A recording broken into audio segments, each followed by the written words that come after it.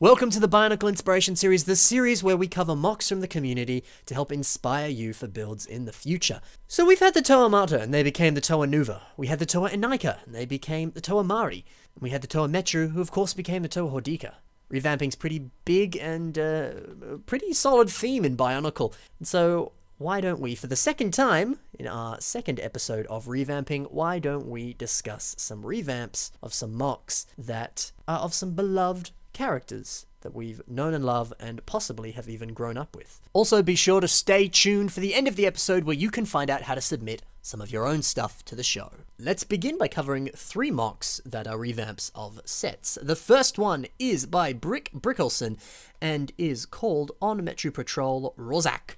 Now, this is a revamp of one of the Vaki. For those of you who remember the Vaki from the old Toa Metru days, let's talk a little bit about what this does and why, in my opinion, it works really, really well. So there's some really cool stuff going on here with the head design, in my opinion. A lot of this mock really emphasizes a lot of the sort of specific details and concepts that the Vaki originally had, and then kind of amps it up to 11, really changes it and tweaks it and expands upon it in really interesting ways. And I think that's a really cool way to look at revamping a mock, is to not just sort of pretty it up necessarily. There's nothing wrong with that, and we'll talk a little bit about that later in the episode, but is to take the concepts and then kind of flip them on their head, expand upon them, and sort of see where you can take it. And I think this mock is really cool because it does that, but it still honors the original version in a very nostalgic, beautiful way. So for example, like I was saying with the head design, we take a look at it here, it's a brick-built version of that original head design.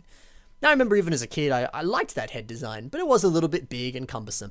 And here, it's a little bit smaller and looks a lot cooler. You've got that sort of trans, was it trans yellow, I suppose? That trans yellow eyepiece there, all made with yellow bricks and Technic panels and things like that. Very perfectly matches that shape, but redoes it in a brick-built way. And that's really clever as well. You know, maybe if you want to revamp something, or even if you're just working on something and there's a specific part that you want to use or you feel you have to use. Who says you even need to specifically use that exact part? Why not see if you can recreate it through system or recreate it through Bionicle pieces? And yeah, essentially just try and recreate the part with multiple different parts. See what you can do. But let's take a look more specifically at the lower sort of part of the head here with the sort of tusks.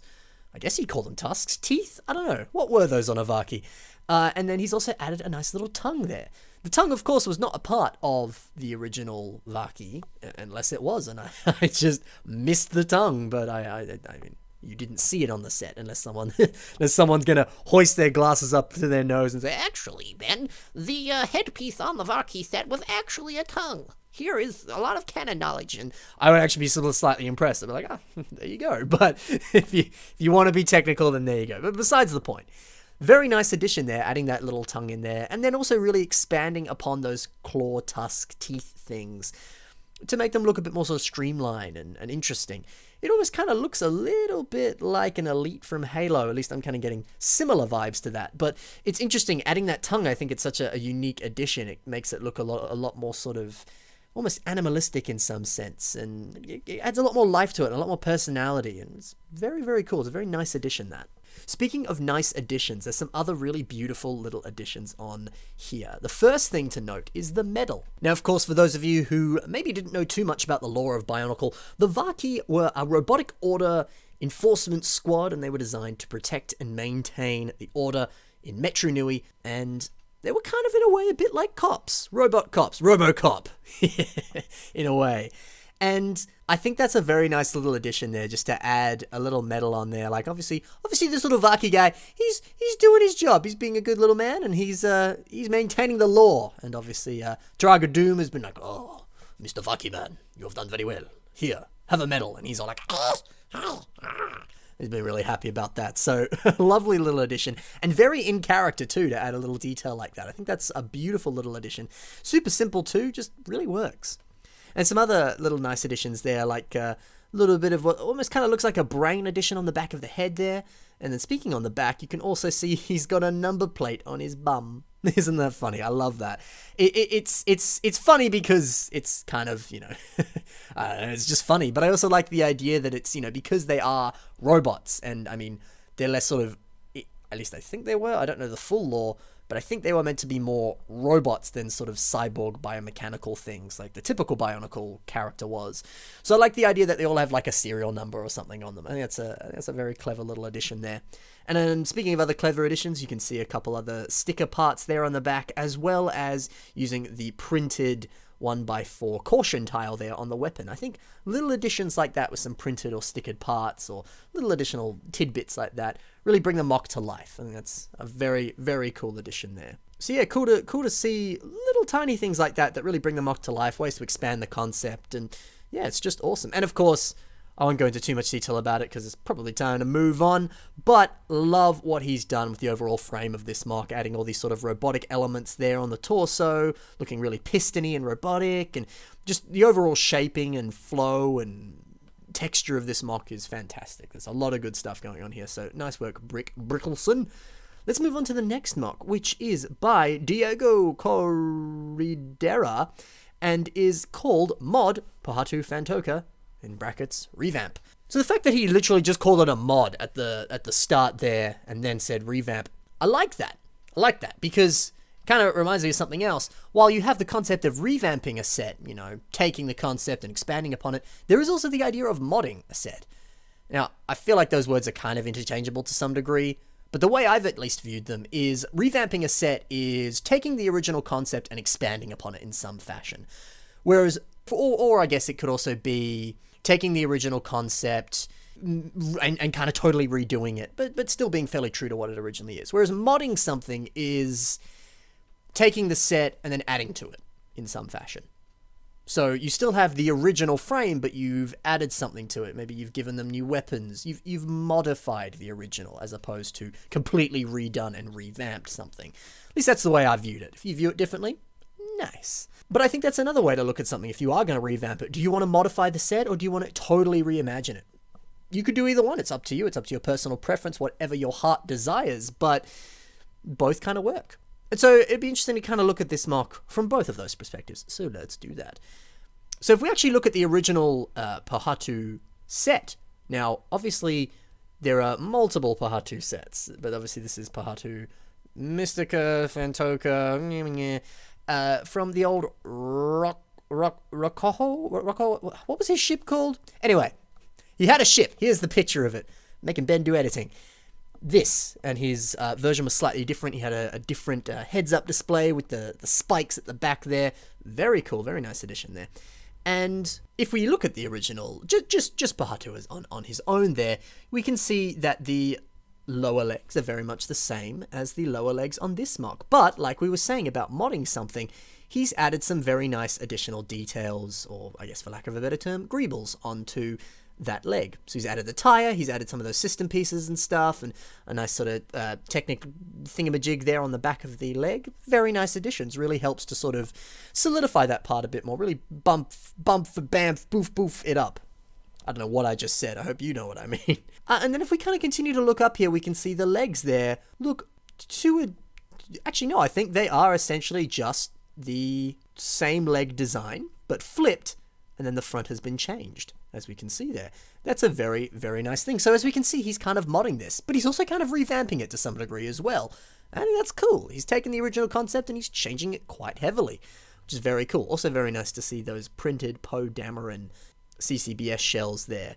Surprising how that sort of strap that is dark bluish grey there almost sort of seems to transition up into the top there. Almost. Not quite.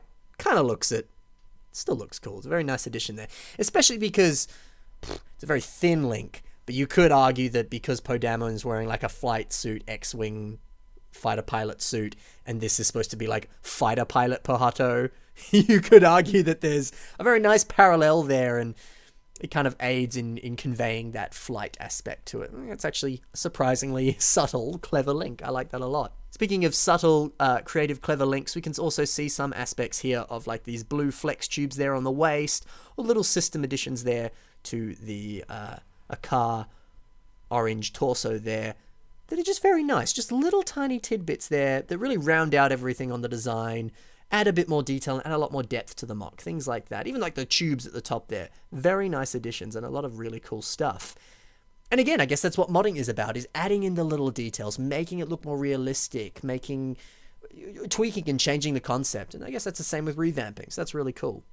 And the final thing before we move on with this MOC, I love this little tiny addition onto this MOC. It's not much, but it's just a trans yellow dish on the back there. But to me, that somehow conveys the sort of flight aspect that we were talking about before really, really well. I don't know what it is. It's almost kind of like he's got an additional engine there, where maybe if he falls off his ship, that's to sort of stabilize himself, and maybe he has like minor jet propulsion or something.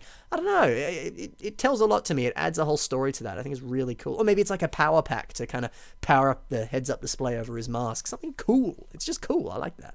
I lied. I'm going to talk a bit more about this MOC. Something else I really like. There's a lot of CCBS parts on this, which obviously, Bionicle is still going. CCBS didn't exist at the time when this set came out.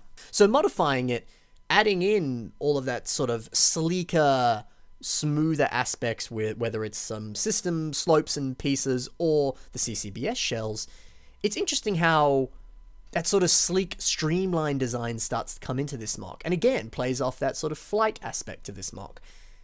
And I think it's really cool, using modern stuff to convey something that the MOC was essentially trying to convey before. I think that's really cool, using updated pieces to convey something in a different way. That's really interesting. There's a lot going on this MOC, a lot of really cool stuff. Very, very, very nicely done, good sir. Let's move on to the final MOC in this episode, which is by another Ben Harvey, and this MOC is called NeoBorock. Now, he doesn't have any photos on Flickr of this rolling up into a ball, but I believe it does. So that's cool. And speaking of cool, you can also see some gears here in the sort of center chest part of the Borok. And I would like to argue, I believe, that this probably has all the functions of the original Borok. And I suppose I should say that before, in case you're like, but what's it a revamp of, Ben? Well, this is a revamp of one of the Borok, as we all remember them, are friends that rolled up into balls and rolled around and shot the mutated Krana guys into the Toa's faces and corrupted them. Very cool. I remember, does anyone else remember that TV commercial where the red Borok, like, flung a thing at Tahu, and Tahu had the really cool blue Krana on his face, and he's all just like, I'm evil now. I remember as a kid being like, oh man, that was a highlight of my childhood. That was a good moment. Very cool.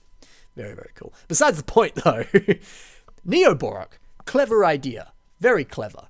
Why not, I'm jumping all over the place here, but why not take an original Bionicle concept and reimagine it purely out of CCBS? Very clever concept. And also really cool, just to build a little cute, little tiny guy. He's adorable. Very cute, very cool. Now, what I was saying before, gear functions.